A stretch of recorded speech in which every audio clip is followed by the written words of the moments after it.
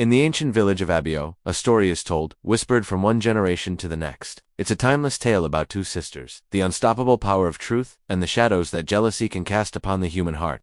This is the legend of Sarah and Simi, the twins born under the mystical double moon. From the moment they arrived, the villagers saw their birth not just as a miracle, but as a divine test for the entire community. Sarah, blessed with a spirit of pure selflessness and grace, quickly became the heartbeat of the village. Her laughter was like a melody that lifted everyone's spirits, and her kindness was a gentle rain that nurtured everything around her. She was the light of Abio, a reflection of all that was good and pure. And then there was Simi. While she shared her sister's face, a quiet resentment began to fester within her. She saw Sarah's brilliance not as a shared gift, but as a suffocating shadow that dimmed her own potential.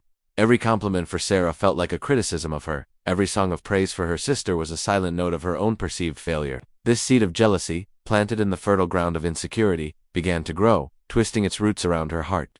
The turning point came with the arrival of the noble Prince Dika. He wasn't seeking a partner for her beauty or status, but for her virtue, her character, her inner light.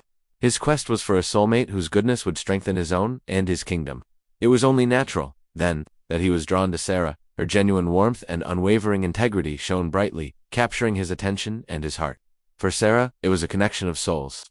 For Simi, it was the final, unbearable injustice. This moment became the catalyst, pushing Simi to make a choice that would alter their destinies forever. Consumed by her envy, she devised a desperate plan. She would lead her sister deep into the labyrinthine forest, a place of secrets and shadows, and leave her there. In her mind, if she could physically remove Sarah, if she could erase her from the picture, then perhaps she could step into her life, claim her recognition, and finally inherit the destiny she felt was rightfully hers. Semi's plan was simple and cruel. She relied on the silence of the earth and the deep, dark quiet of the forest to be her accomplices, to swallow the truth of her deed whole. With Sarah gone, she returned to the village, her heart a tangled mess of triumph and terror. She put on Sarah's clothes, mimicked her walk, and prepared to impersonate her sister. She believed she had committed the perfect crime that no one would ever know. But Simi made a fatal miscalculation. She failed to understand that the natural world, the ancient trees, the whispering winds, and the very soil beneath her feet, often stand as silent witnesses to injustice. While she was weaving her web of lies back in the village, a pair of eyes had seen everything. A lone hunter, hidden in the foliage, had witnessed the betrayal. And more importantly, deep in the woods,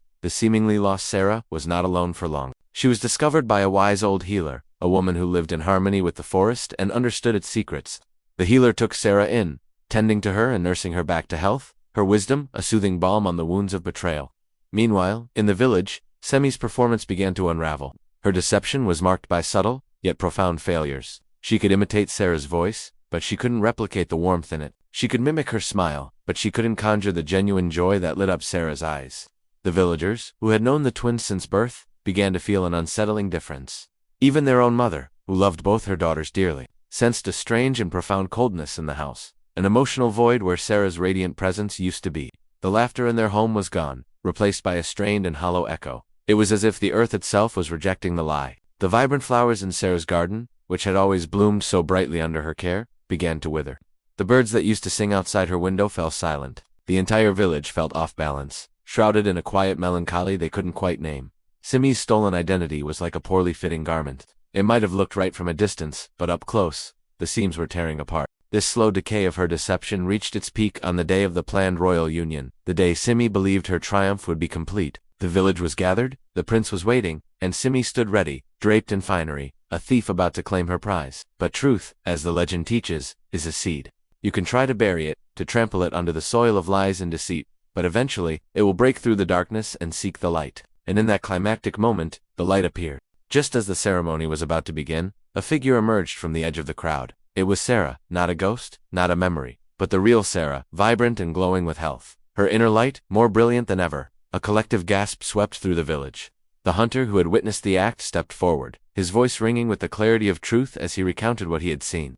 The weight of the truth was too much for Simi's fragile facade to bear. It shattered completely. Her deception crumbled around her, and in front of the entire village, she fell to her knees. Her confession wasn't just an admission of her actions. It was a torrent of pain, a revelation of the inner turmoil that jealousy had cultivated for years. She spoke of her insecurity, her feeling of being invisible, and the desperate, twisted logic that had led her to betray the one person who should have been her closest ally. The prince looked from one sister to the other, the stark difference between them clearer than ever. One radiated genuine love and forgiveness, the other was broken by the poison of her own making. The village elders, wise and just, stepped forward. Understanding the gravity of the situation, they chose a path not of vengeance, but of restorative justice. They knew that true healing for the community required more than just punishment. It required reflection and understanding. Simi was not cast out or condemned. Instead, she was sent to live in reflection and solitude in the care of the wise healer, the very woman who had saved Sarah. It was a chance for her to confront the darkness within herself, to learn from the forest and from silence, and to hopefully find a path back to her own true self, free from the shadow of her sister. Sarah's eventual marriage to the prince was a celebration unlike any other. It was uncelebrated as a win for a rival or a victory over a fallen sibling. It was a victory for integrity, for truth, and for the enduring power of a good heart. The entire village rejoiced, not just for the royal union, but for the restoration of harmony and the reaffirmation of their most cherished values. And so, the legend of Sarah and Simi concludes with a powerful, enduring teaching. It reminds us that stolen success is unsustainable.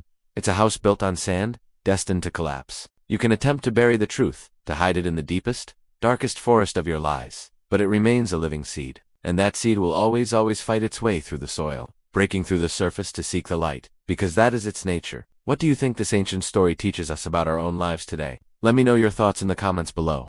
Thanks for watching, and if you enjoyed this story, don't forget to like and subscribe for more tales from around the world.